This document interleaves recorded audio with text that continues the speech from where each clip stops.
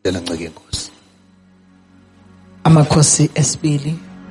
Sahloko sesihlanu ufunda amavesi amathathu okuqala bese weqa uyofunda uverse 8 uzugcina kuverse 18. Siqala ufunda verse 1 sigcine sime ngoverse 3 seqese ufunda uverse 8 siyogcina kuverse 18. Lana amanye washiyele wena ekhaya la engawafundanga awakho asekhaya. Uyoqedela awakho uqedela ekhaya uyoqedela ekhaya. Amen. uNahamani induna yempi yenkosi yase-Aramu waye ngumuntu omkhulu phambi kwenkosi yakhe, otusekayo ngokuba uJehova wayenikile i-Aramu ukunqoba ngaye, futhi wayeyiqhawe elinamandla, kepha wayenochoko.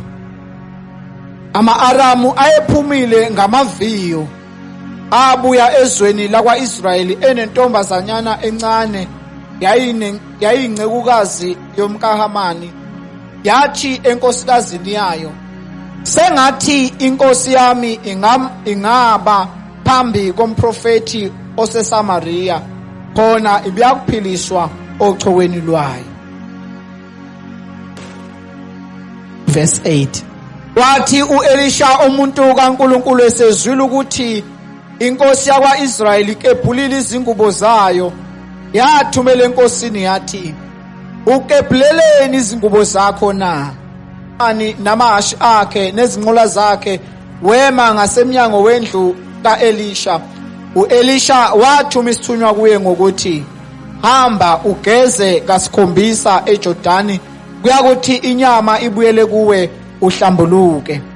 Kepha uNahamani wathukuthela, wahamba wathi, bheka, bengithi uyakuphumela nokuphumela kimi, eme abize igama likaJehova uNkulunkulu wakhe, aphunge ngesandla sakhe phezu kwaleyo ndawo aphiliso nochoko. O-Abhana noFaripari, imifula yaseDamaseku, abangcono yini kunawo wonke amanzi akwa-Israyeli na? Ngingegeze kuyo yini ngihlambuluke na? Wayesephenduka wahamba ethukuthele. Kepha izinceku zasondela zakhuluma kuye zathi, baba, uma umprofeti ubekhulume kuwe into enkulu, ngabe ungayenzanga na? Kakhulu kangakanani uma ethi kuwe, geza uhlambuluke na? Wayesehla wazicwilisa kasikhombisa eJordani njengezwi lomuntu kaNkulunkulu. Inyama yakhe yabuyela yaba njengenyama yomntwana omncane, wahlambuluka. Wayesebuyela kulowo muntu kaNkulunkulu yena nabantu bakhe bonke, weza wema phambi kwakhe wathi, bheka, sengiyazi ukuthi akakho uNkulunkulu emhlabeni wonke, kwa-Israyeli kuphela. Ngakho-ke awakemukele isipho encekwini yakho. Kepha wathi, uphila kaJehova engiphambi kwakhe, angikukwemukela lutho. Wamncengisisa ukuba asamukele, wenqaba kodwa. Wayesethi uNahamani, uma kunjalo, inceku yakho mawuyinikwe umthwalo weminyuzi emibili womhlabathi, ngokuba inceku yakho ayisayokunikela ngomnikelo wokushiswa nomhlatshelo kwabanye onkulunkulu, uJehova kuphela. Kule nto uJehova makayithethelele inceku yakho ekungeneni kwenkosi yami endlini kaRimoni ukukhuleka khona. Isencike esandleni sami ngiguqe nami endlini kaRimoni. Lapho ngiguqe endlini kaRimoni, uJehova makayithethelele inceku yakho lento. Wathi kuye, hamba ngokuthula. Wahamba wasuka ibangana. Amen. Amen. Indaba yethu namuhla bathandekayo khuluma ngesizwe sikaNkulunkulu sithunjiwe. Khuluma ngesizwe sikaNkulunkulu sinqotshiwe. Khuluma ngokunqotshwa kwesizwe sikaNkulunkulu. Nqotshwa kwesizwe sikaNkulunkulu sinqotshwa ma sivule igebe phakathi kwaso noNkulunkulu. Isizwe kaNkulunkulu savula igebe phakathi kukaNkulunkulu naso. Sesifikile noNkulunkulu ezweni lesethembiso ehamba naso esisingethe ngamandla. Safika sinoNkulunkulu owesabekayo. safika sinoNkulunkulu osinqobelayo sahlonishwa sesatshwa konke lapho sihamba khona ngenxa yamandla kaNkulunkulu esihamba naye. Masifika uthi intombazane yaseKhenane kufika inhloli isizwe siseza zohlola izwe eyazemukelayo yathi izwe lonke liyathuthumela phambi kwenu, phambi kaNkulunkulu wenu. Akho sonke siphelele ngamandla, asinamandla okuma phambi kwenu. Akekho umuntu lapha eKhenane onamandla okuma phambi kwenu ngenxa kaNkulunkulu enihamba naye. Safika sesatshwa, uNkulunkulu washaya umthetho wakhe wathi ababanika umthetho, athi abawufunde, bawufundise amakhaya, bawufunde ngisho emakhaya abo, ube impilo kubo, ube impilo umthetho, ube impilo kubo. Uthi lize lithi ube umthetho ube njengomgexo ogaxwe entanyeni. Ube into ongehlukani nayo, ehlale ikuwe umthetho. Wafundiswa umthetho emakhaya, bafundisa umthetho emzini yabo, wafundiswa emasinagogeni, wafundiswa emizini. Ma ufundisa umthetho nifundisa abantwana benu, fundisa ingane zenu ngomthetho kaJehova. Haleluya. Ngaleyo ndlela kwafika isikhathi lapho bebuka begwinywa impilo yabantu okwathiwa ababaxoshe, abaze babaxosha. uNkulunkulu wethe amaKhenani akungasali noyedwa eKhenani, kulelizwe abanike lona akungasali umuntu, ababaxoshe bonke basale bodwa. Kwasho ukuthi ma befika eKhenani bafika isi abantu sebethobile, bethobele, bethotshiswe amandla kaNkulunkulu abahamba naye, abaze babalwisa. Kwathi ngenxa ukuthi ababalwisi ababaxosha basebebayeka ngenxa ukuthi bathi asiphambana nalutho lwenu, babayeka ngabaze babaxosha. Ngenkathi behlezi la kukhona into abangavumelananga ngayo, abavumelana ngakho ukuthi abazukulwa nabo, kodwa abangavumelanga nakho nabo ukuthi bazokhonza uNkulunkulu wabo. Bahlala abaze baphambana nabo, kodwa baqhubeka nokukhonza uNkulunkulu babo ezweni uNkulunkulu abanike lona. Kwathi kuyizwe lokukhonza uNkulunkulu yena yedwa, ubethe kubo abamkhonza yedwa. Kwathi ethe abamkhonza yedwa, bamkhonza yedwa impela. Kwasho ukuthi kukhona laba abantu bezizwe abangabaxoshanga, bona nabo bamisa ababo uNkulunkulu. Kwaba khona i-altari kaNkulunkulu nama-altari abanye uNkulunkulu khona lapha endaweni. uNkulunkulu ayihlukanisele intando yakhe. Wahamba baze bagwinywa umoya wabezizwe, bagwinywa umoya wamanye ama-altari. Ngenkathi uNkulunkulu akabhangqwa, uNkulunkulu unjengenkosikazi nendoda. Inkosikazi ayibhangqwa ngenye inkosikazi endodeni, nendoda ayibhangqwa,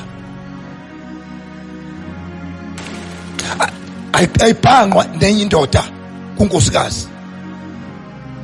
Ma kwenzeke lokho, igama lakho kuthiwa bufebe.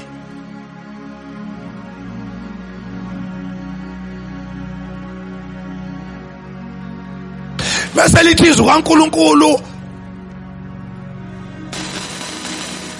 iphingi nezihlobongi nezifebe azikubona umbuso kaNkulunkulu.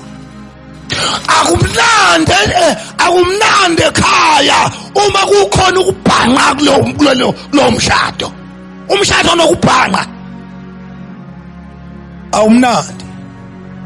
And futhi njengoba ningibhekile nje akekho ofuna ukubhanqa.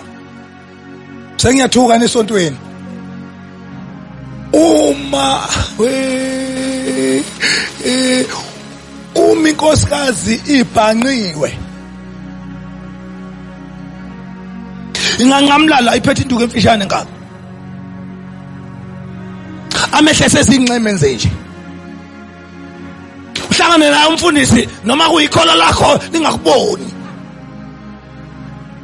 Yini indaba libhanqiwe. Ishwayizela lapho neinwele engaganyiwe, ishwayizela lapho nezitho kayigcotshiwe. Ishwayizele yobe ibhanqiweke.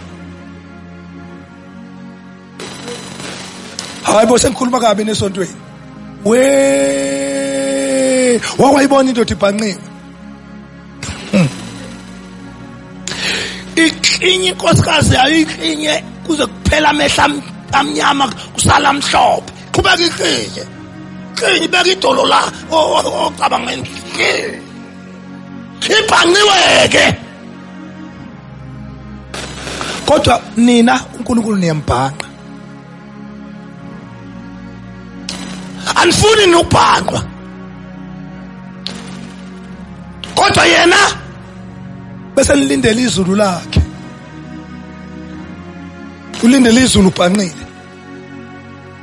Namuhla bathandekayo uNkulunkulu uzoletha imvuselelo yokuzovusa okulothileyo. Lethi izwi lenkosi babethunjiwe bese kuthunjweni. Intomba behambe balwa nesizwe sikaNkulunkulu basinqoba ngoba uNkulunkulu ma umuntu embhanqa uyahlehla uNkulunkulu amdedele ngoba akafuna ukubanga ukubanga akambangisi.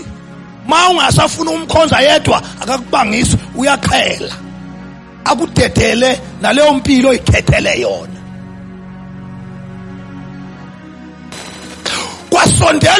Wasondela isizwe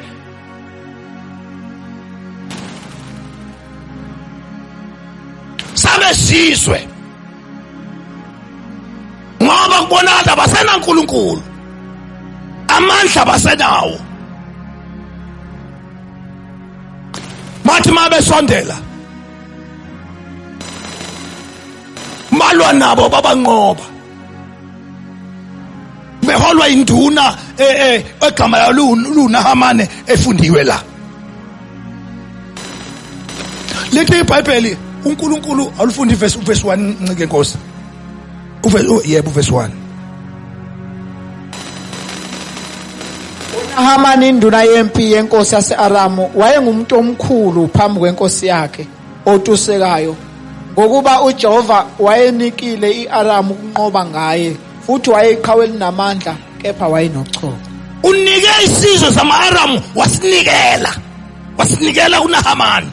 Waduma uNahamani udunyiswa ukuthi uNkulunkulu akangenelelanga ma elwa nesizwe sakhe usidedele. Waba induna etusekayo phambi kwenkosi yayo ngenxa ukuthi uNkulunkulu udedile wanikela isizwe sikaNkulunkulu sakhe wasinikela ezweni lama-Aramu. Elithi izwe lenkosi bathunjwa. Ekuthunjweni kwabo kwakukhona intombazane encane eyayisebenza ngaphansi eyinceku yenkosikazi kaNahamani. Yafika thatha inkosikazi kaNahamani wayenza isigcilikisha sakhe. Isigcilikisha sikaNahamani inceku isikhonzi senkosikazi kaNahamani. Ngenkathi ihlezi la iseva la iservice ithunywa la ibuka uNahamani uthi noma enamandla angaka kodwa unochoko. Wayedumile enodumo oluhle kodwa enochoko. Impilo yakhe inhle impela kodwa inokodwa kodwa wayenokhoko ukhoko uyisifo esingelapheki akungekho nyanga ekwazi ukuselapha kungekho dokotela okwazi ukuselapha masike kwaba nebala lapha ekhaleni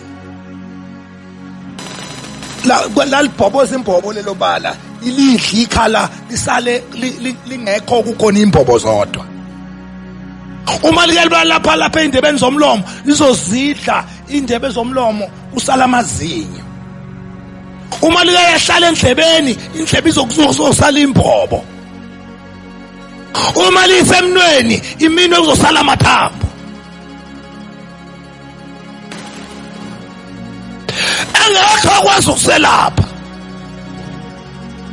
ephila naso futhi umuntu mayesephila esenaso kwakuyisifo esiphathelwa nayo ukuthi ma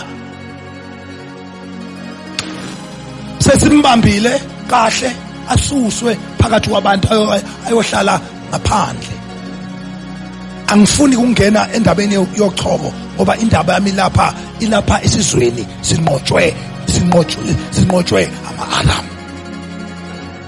elithizwe lenkosi intombazane yalibona ukhoko lukaNahamani yaya enkosikazini ngoba iyawazi ilidliliswi iyayazi intando kaNkulunkulu iyamazi uNkulunkulu iyawazela amandla kaNkulunkulu iyamazela uNkulunkulu ngoba le indaba kaNkulunkulu ifitshaliwe emathanjeni ayo ngoba kuthiwa izwi alifundiswe intando kaNkulunkulu ayifundiswe emakhaya ibe njengomgece entanyeni mayithunjwa iyekuthunjweni ithunjwa ayinakho yithi noma ihambile kodwa ayimgabazi uNkulunkulu wayo yahamba naye yahamba nesiqiniseko samandla kaNkulunkulu ngenkathi igcwele isiqiniseko isikhonzi impela kodwa ukuba isikhonzi akwacimi lamandla akuyicimi lesiqiniseko sokuthi uNkulunkulu emkhonza unamandla yaya enkosikazini yathi uma inkosi yami ingama phambi komprofeti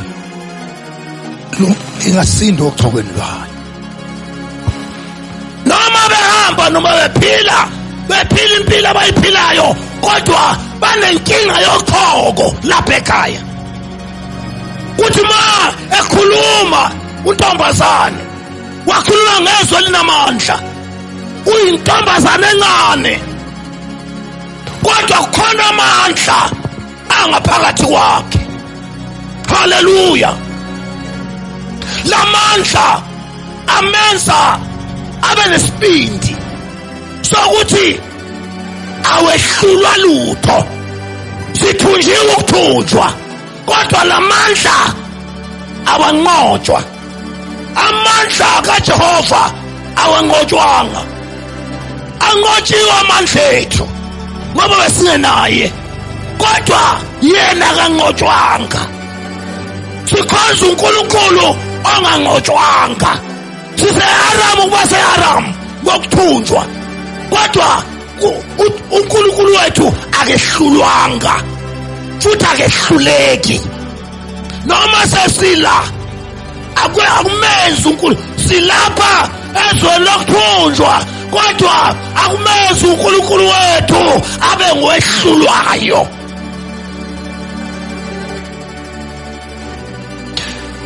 ma ishole lizwi enkosikazini lezalila amandla ngenkathi inkosikazi lizwa yalidlulisa lelizwela kuNahamani umlayezo wezwi elinamandla eliqhamuka entombazaneni encane intombazane linamandla izwi amen mayifika uNahamani wathatha isinyathelo waye enkosini wayobika enkosini kubathunjwa bakwa-Israyeli ukhona intombazana esebenza ngaphansi kwenkosikazi yami ethenge uma ngema phambi komprofeti wa-Israyeli ngasindo okuchokweni la inkosi izwe linamandla elivele entombazaneni encane layehlula inkosi yathi ngizokubhalela incwadi ozongena ngayo kwa-Israyeli ukuthi qhamuka kimi ifuqwa yini umlayezo ovele entombazaneni encane onezwe linamandla kuna namuhla abathandekayo bonke abantu abasidelileyo abacabanga ukuthi khona izinto engeke senzeka kuwe engeke senzeka empilweni yakho likhona izwe linamandla haleluya uma ufika kulamandla lamandla aqala izinto ezingekho ibe khona ezinto engenzeka ngasenzeke lamandla amandla eswi likaNkulunkulu kuna namuhla udedele amandla eswi enza umsebenzi wawo enhlizweni yakho amen alithi izwi lenkosi yabhala incwadi inkosi wathatha iy'nceka wahamba nazo ebheke kwa-Israyeli gibela amahashi babheka kwa-Israyeli gibela iminyusi babheka kwa-Israyeli uma befika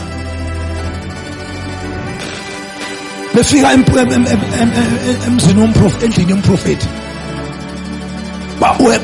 wedlulisa umlayezo bemi phandle abuyisa impendulo umprofeti u-Elisha athi hambani ngitshele hambe ayocila kasikhombisa eJordani uzosinda ochokweni lwakhe kwavuka impakamo yokuthi mkhulu kangakanani uNahamani wathi bengicabanga ukuthi uzophuma eze kimi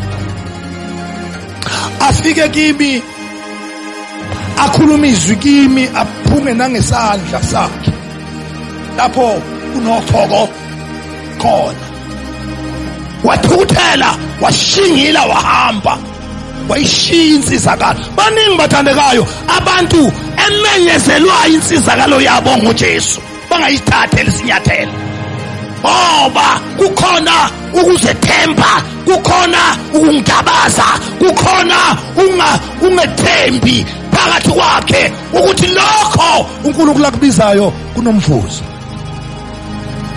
acabanga eminye imivuzo elithi izwi lenkosi wafulathela wathi sefulathele zammiza iy'nceku zathi baba umprofeti ukhulume into elula wathi hambe uyocila kasikhombisa eJordani uma bekhuluma into ezima ubuyoyiyeka ungayeni uNkulunkulu ukhuluma into elula yokuthi uzokwenzela yena konke uvese ungayi ukuyokwenzelwa wathi ungenamandla wenza haleluya haleluya elithi izwi lenkosi waphenduka wahamba wayemfuleni wafuka wacwila kasikhombisa wathi mayephuma waphuma uchoko isikhumba sesibuyile ukuhlafazeka ekade ahlafazeke ngakho kusagcwala isikhumba izwi lenkosi isikhumba sakho kwangathi esengane encane wathi ma esekwenzekile kanjalo lithi izwi lenkosi wabuyela kumprofeti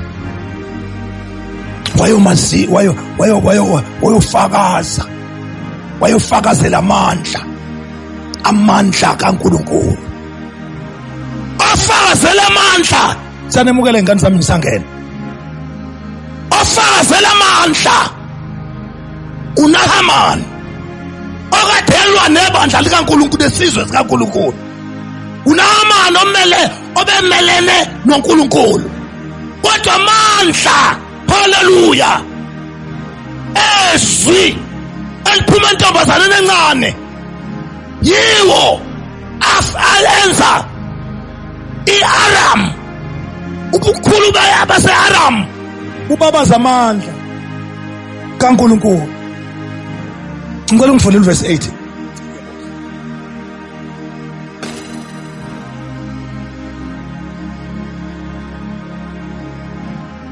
Kwathi u-Elisha umuntu kaNkulunkulu esezwile ukuthi inkosi yakwa-Israyeli ukebhulile izingubo zayo, wathumela enkosini wathi, ukebhuleleni izingubo zakho na?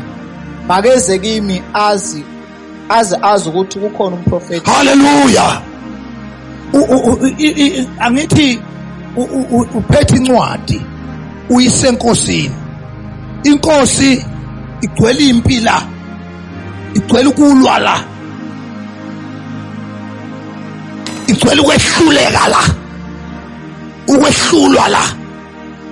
Kanti intombazane ingene ingakuphethe ukwehlulwa, iphethe amandla kaNkulunkulu. Uma efika ebona incwadi uthi ucela ukuthi amphilisele duna yakhe, udabula ingubo zakhe, ekhombisa udabuko okusenhlizweni yakhe ukuthi impi yamlandela.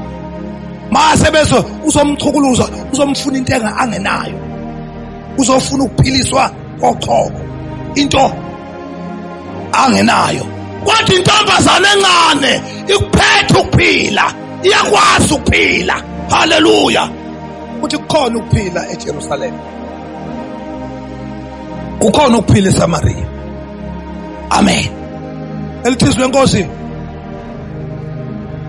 Wezwa umprofeti ukuthi inkosi sidabula ingubo zayo, phatheke kabi ngenxa ukuthi kufika uNahamani wazocela ukuphiliswa uchokweni.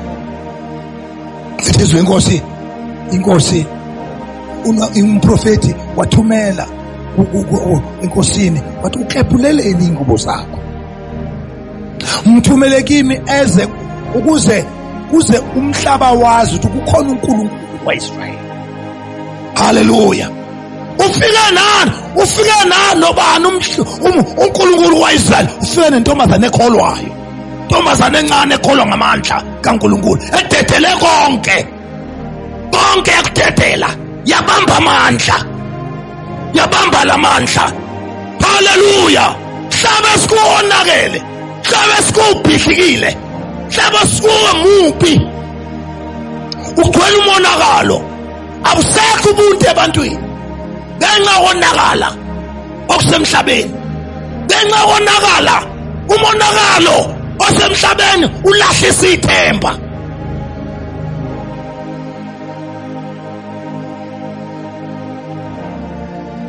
Akusajatshulwa ngaphandle katshwana, sengithuka inhlambane esontweni. Ayisekho injabulo ngaphandle, zahleke ingane zami ziyakwazi lokuthi ayisanayo enye injabulo, utshwala kuphela. Akusekho ukujabula ngaphandle katshwana. Dakube ibe imvuthu intombazana, ingasazi ukuthi ubani igama layo, ilale ingazi. Kusasa kathi lala, ayazi ukuthi lale nobani. Yini indaba abathandekayo? Umhlaba ubhihlikile, umhlaba wonakele. Abasakwazi ukuthi kuphi ukujabula. Ukujabula udakwa, akwazi ukujabula engadakwanga. Ngokunjalo ayisekho iceke lenjabulo utshwala bungekho.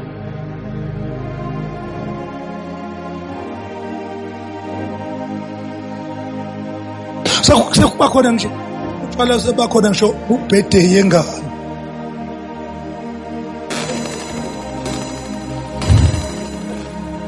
Etafuleni lebirthday yengane kube khona ubhiya, ibhodlela kabhiya, le bhodlela enganeni ezelweyo. yini indaba bathandekayo lena yokuthi yokukhala le yokuthi sikhali inyembezi umhlaba unje umhlaba ubhidi kunje umama khayitshwala amakhehla wasekho awukawutshwala ukugcwala ingane zabafana nesabantombazana sophuza kwakho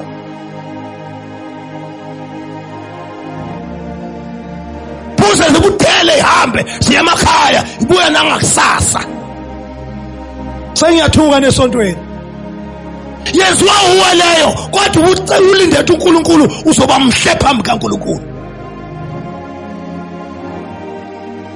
ma befika abafana bese befika ngakusasa hawu abaqhaqizelele umama athi hawu ngane zami senzofuna leyo nto senzofuna into leyo nto yenu mingafanele ukuhlekisa le iyakhalisa le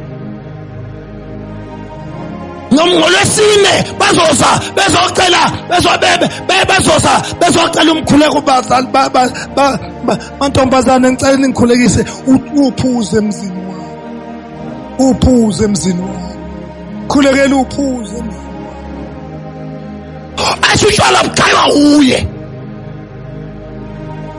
lawo makoti laba bangawomakoti abasebancane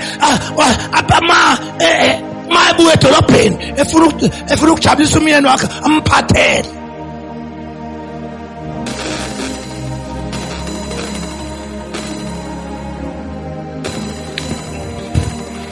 ngikuphathele into yakho lena oyithandayo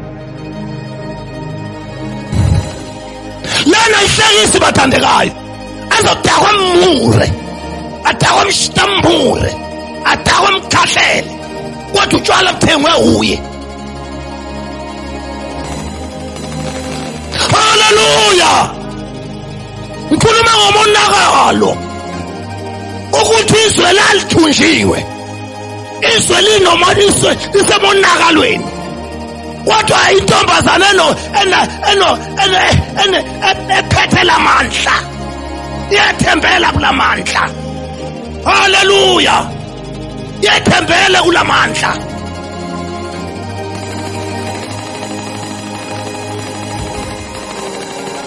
ugwayi usubhenywa nazo ingane amantombazane ibambe kanjena ngeminwe bamba usikilile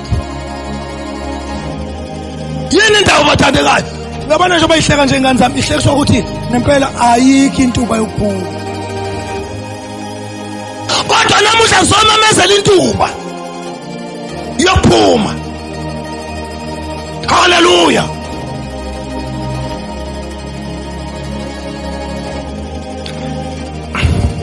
khona lo ugwayi isinefu ebhenywa izalukazi nazo iphuphile izalukazi nazo siphuphile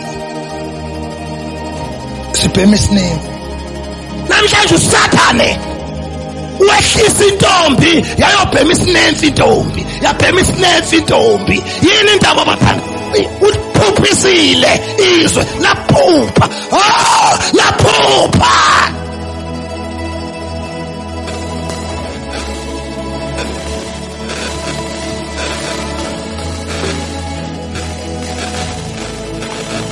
asithathe phambili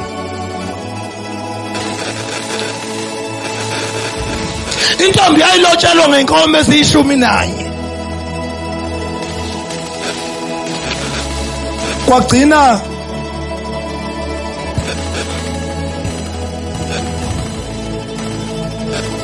intombi simahala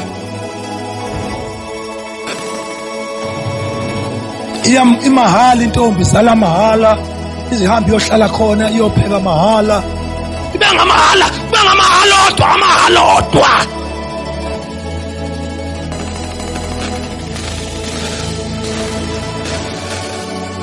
umshabulele kabi lona ethi emzali oyizalisile umthanda kabi lona oyizalisile bawengane yami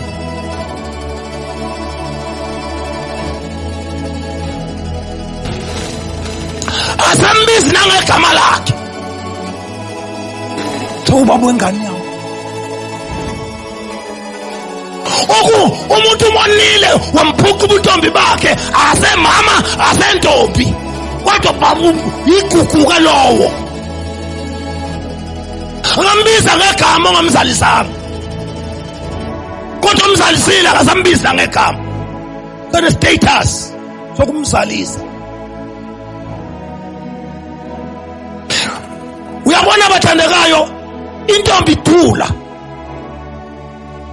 ishumi nenkomo manje bahala usayisi mahala ha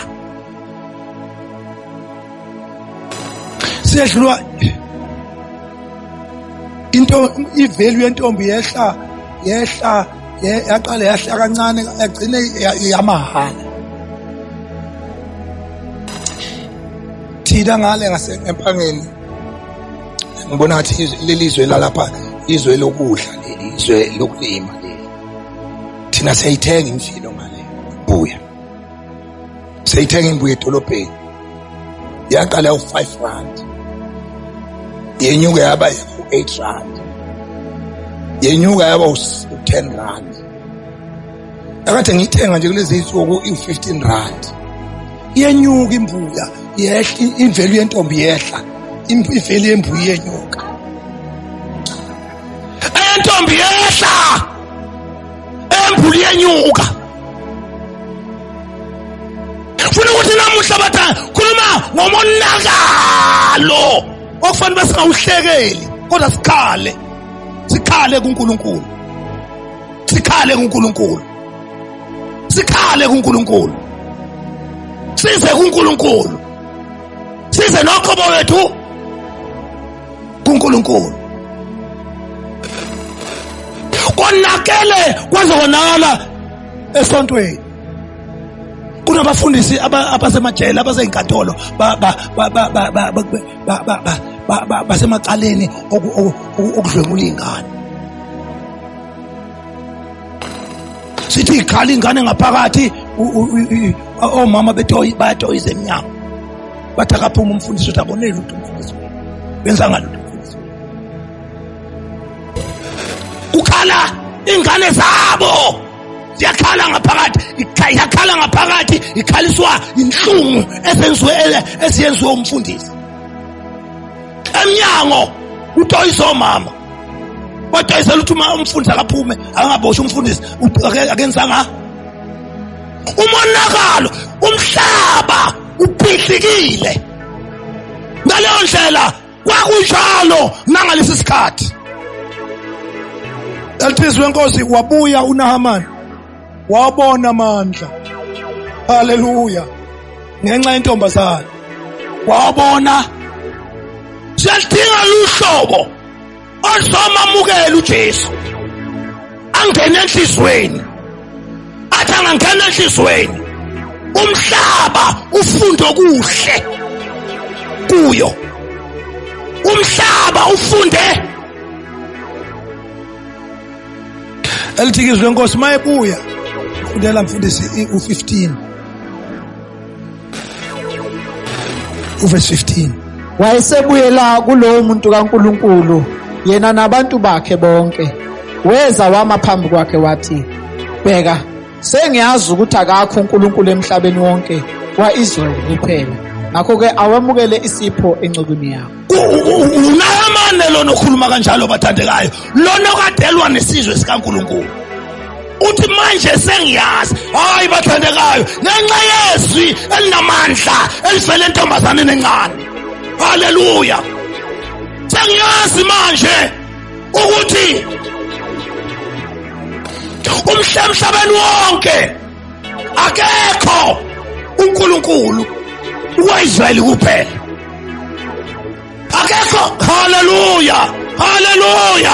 Haleluya namuhla bathandekayo ngaleli hlanzana ingaguquki indawo yasemahlabathini namuhla uzokwenza isinqumo sangempela angisho uzohamba isonto ube negqumza legugu lokuthi uthenjiwe esontweni ngisho mina ukwamukela uJesu uvuswa kokulothileyo phakathi kwempilo yakho umdedele uNkulunkulu aqalise izimpilo entsha phakathi kwakho. Indaba okholwa ingabi seyindebeni zomlomo kodwa bese emnyakazweni. Ulinyakazi ivangeli, uliphile ivangeli. Ngiyakubona uba active esontweni kuhle kodwa akwenene.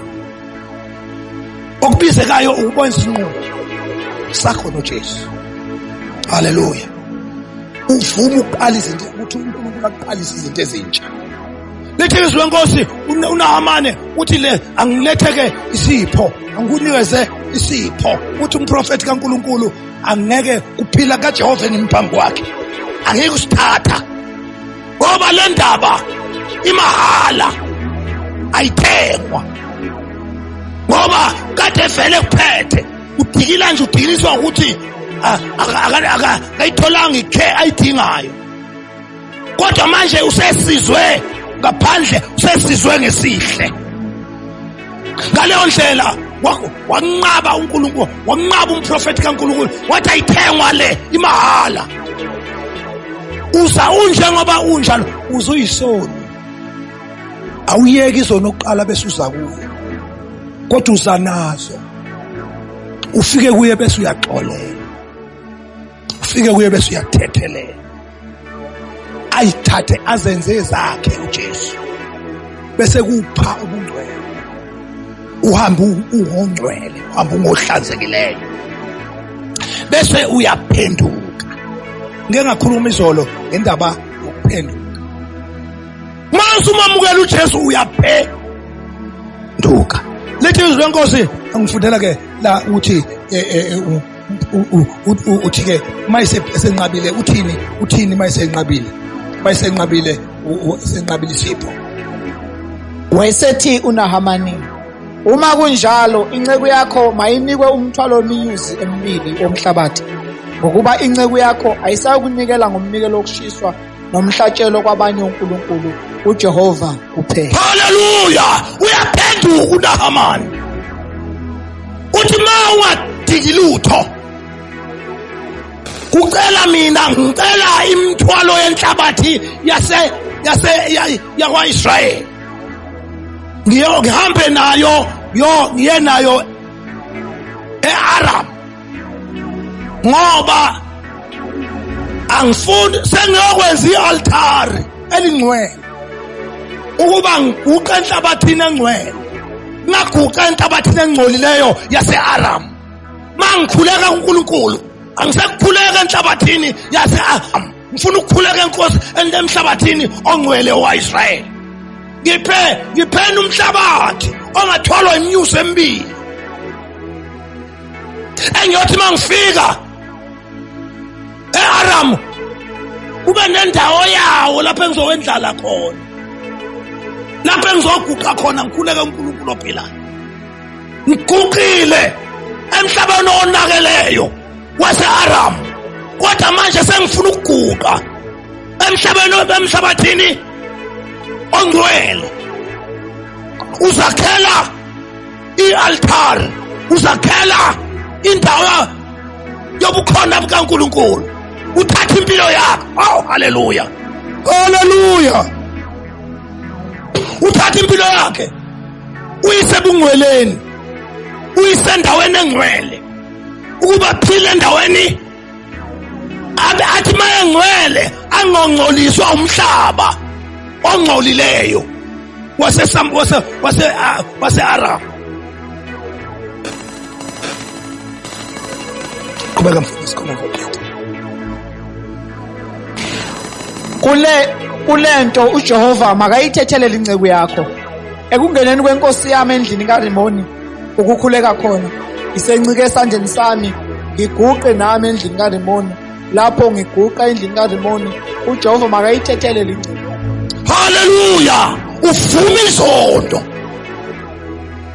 Uthi e-Aram kunesithixo esigama laso liuRimoni.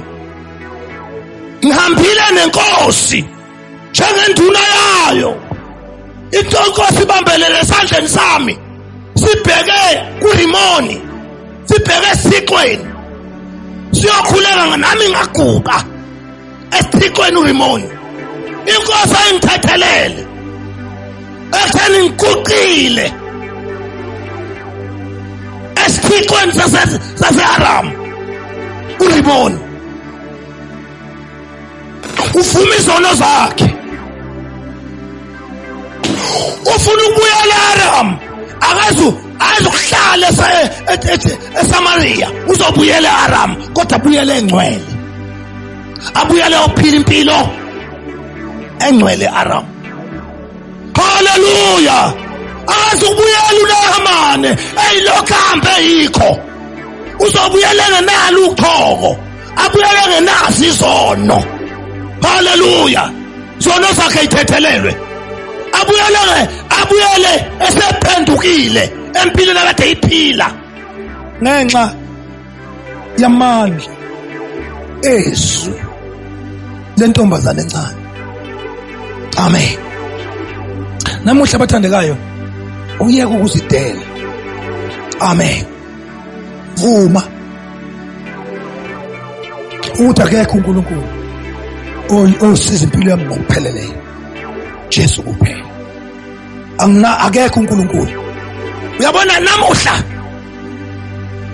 somamezela uhlobo kubiza uhlobo olizofuna ukuthi akekho uNkulunkulu omunye uJesu kuphela. Ngakho ngiza kuye ukuthi uNkulunkulu asusa amabala empilweni yami angingcwelise ubumhlaba wasenkonjeni. Hallelujah. Ube nohlobo olunjengami olubuya kuJesu olihambisa impilo yalo uJesu. Hallelujah. Hallelujah. Sinabo abantu abasontayo balihamba isonto kodwa imfana iyafana nabantu bangaphandle. Banazo zonke izinto abanganconywa ngazo esontweni kodwa khona izinto abafana ngazo nabangakholwayo. Hayibo sengiyathuka nesontweni.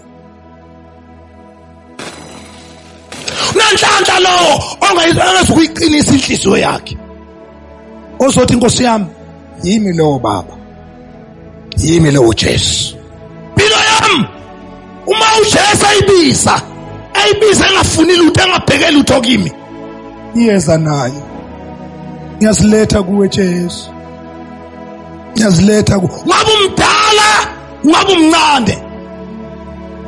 Namuhla uJesu uthi woza kuye unjengoba zokuthethelela akuhlanze akuhlambulule qala impilo entsha impilo ehlukanisela uNkulunkulu. Bathandekayo nangalezi insuku umuntu uyasindiswa. Hayi bazalwane uyasindiswa umuntu nangalezi insuku zokupretenda insuku bathandekayo insuku zokulingisa.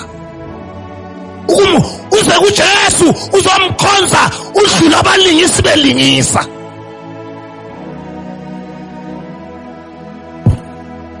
Ngoba sinabantu abathi basindisiwe kodwa bengehlukanisile belingisa ukusindiswa. Kodwa namuhla uJesu kulo mhlaba onakeleyo unamandla okulungisa impilo yakho. Bathandekayo akalungisi izihlahla ulungisa umuntu.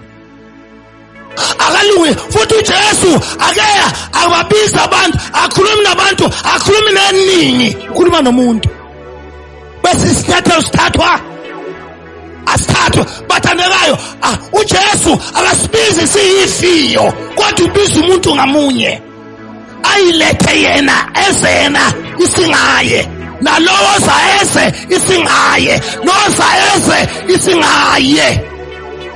Esidinga singawe namuhla uNkulunkulu. Abanye uyaqala zabanye ukuthi make kwasesukuma sibantu bandayi namuhla. Kodwa namuhla bathandekayo uNkulunkulu ufuna umuntu ozoyiqondanisa yena inkosi yakhe. Woza singawe. Woza singawe. Ikhona izinto ezidinga ukulungiswa uJesu. Khona into efuna hallelujah. Kukhona izinto okudinga ukuthi usizakale kuzo. Usizwe awekho amanye amandla ilamandla.